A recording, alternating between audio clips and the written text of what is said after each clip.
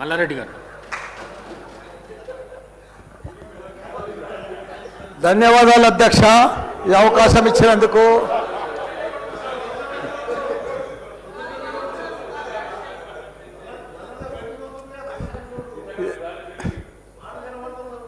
సరే, పెళ్ళికి వచ్చినా రాకున్నా కానీ ఒక అధ్యక్ష చాలా బాధాకరంగా ఉన్నది, చాలా ఇబ్బందికరంగా ఉన్నది. మా ఇన్ఛార్జ్ మంత్రి వల్లనే నాకు. ఎందుకంటే నేను సురువుల మా శ్రీధర్ బాబు మాకు ఇన్ఛార్జ్ వస్తా అంటే నాకు మంచి మిత్రుడు ఆయన. నాకు అప్పుడు ఆయన మంత్రి ఉన్నప్పుడు 2009లో నా కాలేజీలకు హెల్ప్ కూడా చేసిండు ఆయన. కానీ అట్లా వచ్చినందుకు ఇప్పుడు మళ్ళీ మాకు ఇన్ఛార్జ్ మంత్రి అయినందుకు చాలా హ్యాపీగా ఫీల్ అయినా. కాకపోతే ఇప్పుడు ఎంత బాధపడుతున్నా అంటే అంత బాధపడుతున్నా, భరించలేను ఆ బాధను. నా గుండె ఇట్లా బాధతోటి భరించలేకపోతున్నా. ఎందుకంటే జవాన్ నగర్ అనే ప్రాంతము నా గుండెకాయ. అలా ప్రజలకు చెప్పిన, అందరికి చెప్పిన, దాన్ని అంతా కూడా జిహెచ్ఎంసి మొత్తం చెత్త అంతా తెచ్చి కొన్ని ఏళ్ళ సందే అడ్డే వేస్తున్నారు. పర్లే వేస్తున్నారు, అది కాంగ్రెస్ టైంలో సందే వేస్తున్నారు, ఇప్పటిదాకా కూడా వేస్తూనే ఉన్నారు. అది కంటిన్యూ కాంట్రాక్ట్ ఉంది వేస్తున్నారు. మీ దాంట్లోనే కంటిన్యూషన్ అని చెప్తున్నా. నా జర ఓపిక పట్టాలని నీకు దండం పెడతా. ఎందుకంటే ఆ చెత్త వేసినప్పుడు నేను మంత్రి ఉన్నప్పుడు మా కేటీఆర్ గారు 500 కోట్లు ఇచ్చిండు.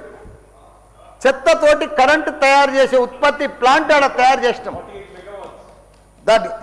అది కాకుండా 144 కోట్లతోటి క్యాపింగ్ పెట్టిన, మొత్తం మట్టి పోసి గడ్డి పెట్టి అది గుట్ట లెక్క తయారు చేసినాం. దానికి తోడు వర్షాకాలంలో అందులో వచ్చిన మురుగునీళ్ళు అంత వస్తే ఫిల్టర్ చేసేందుకు 250 కోట్లు ఇచ్చినాం వాటర్ ఎస్టీపీ. అంత బాగా చేస్తే అందంగా వాసన రాకుండా చేసినాం నా మంత్రి ఉన్నప్పుడు మా కేటీఆర్ సార్. అటువంటిది ఇప్పుడు 2 సంవత్సరాలు 4 నెలల సంది భరించలేము. కొత్త గుట్ట చెత్తకుండి తయారు చేసిరు కొత్తది ఒకటి. అది రోగాన బారి పడుతున్నారు. వాటర్ల పొల్యూషను, గాలిల పొల్యూషను, భూమిల పొల్యూషను, మురికి నీరు ఉండలేక 2 లక్షలన్నర ప్రజలు ఉంటున్నాడు. దయచేసి అన్న శ్రీధర్ అన్న, నువ్వంటే నాకు చాలా అభిమానం, నన్ను పగబట్టకన్నా. ఎందుకంటే నా నియోజకవర్గం బంగారం అసుంటి, దేశంలోనే నంబర్ 1 అసుంటి మేడ్చల్ నియోజకవర్గం. దాన్ని తుకుడలు అచలం కుతలం చేసేది దాన్ని. ఇప్పుడు దాన్ని 61 గ్రామాలు ఉండే, 3 మున్సిపాలిటీ కార్పొరేషన్లు ఉండే, 7 మున్సిపాలిటీ ఉండే. దాన్ని తీసుకుపోయి మొత్తం జిహెచ్ఎంసీ చేసిరు. ఇప్పుడు 16 వార్డులు చేసిరు దాన్ని. ఒక మోరీలు లేవు, రోడ్లు లేవు, డ్రైనేజీలు లేవు, కరెంట్ స్తంభాలు లేవు, ఏమీ లేదు. ఇంకా మారుమూలు గ్రామాలే ఉన్నాయి, పెంకిటిల్లే ఉన్నాయి. దాన్ని తీసుకుపోయి జిహెచ్ఎంసీలో కలిపారు. హైదరాబాద్ మస్తు డెవలప్ అయింది. కానీ నా జిహెచ్ఎంసీలో కలిపినప్పుడు, నా దాంట్లో కలిపినప్పుడు దయచేసి స్పెషల్ కేటగిరీ కింద జిహెచ్ఎంసీ చెత్తంతా ఆడికే వస్తుంది. దాన్ని ఒకటి క్లీన్ చేసి మీకు దండం పెడతా. ఎందుకంటే అక్కడ నేను ఉండలేకపోతున్నా. నేను ఎందుకు వస్తున్నా, ఎందుకు గెలిచినరా ఇక్కడి నుంచి అని భరించలేకపోతున్నా. నేను శ్రీధర్ అన్న నీకు దండం పెడుతున్నా. అదొక్కటి నాకు స్పెషల్ ఫండ్ ఇచ్చి 500 కాదు 1000 కోట్లైనా సరిపోవు. నువ్వు దీనికి బడ్జెట్లో ఇక్కడ జిహెచ్ఎంసీకి ఇచ్చిందంతా కూడా దానికి ఇవ్వాలి. ఎందుకంటే ఈ చెత్త అంతా అక్కడనే వస్తుంది. అక్కడ కూడా ప్రజలన్నా, పేద ప్రజలన్నా, డెవలప్ లేదన్నా, మోరీలు లేవన్నా, రోడ్లు లేవన్నా, లైట్లు లేవన్నా, చచ్చిపోతున్నారన్నా, రోజు ఒకరు చచ్చిపోతున్నారన్నా, హాస్పిటల్ బారిన పడుతున్నారన్న ప్రజలంతా. నేను చూడలేకపోతున్నా, నేను భరించలేకపోతున్నాను. నీకు దండం పెడతా. ఇదొక్కటి నాకు స్పెషల్. ఒక్కసారి మీరు ఇన్స్పెక్షన్ చేసి అక్కడ రావాలని కూడా కోరుతున్నా.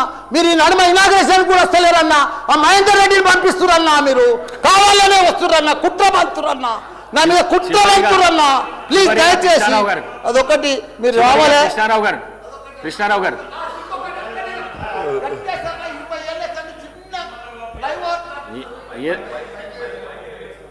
మైక్ లేకుండా సరే అన్న చెప్పేస్తా.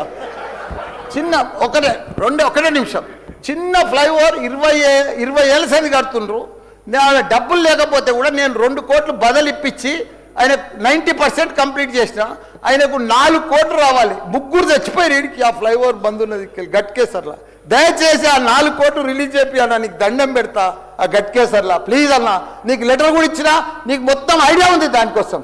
థ్యాంక్ యూ అన్న, థ్యాంక్ యూ అన్న. చివరిగా కృష్ణారావు గారు. ధన్యవాదాలు అధ్యక్ష. మా శ్రీధర్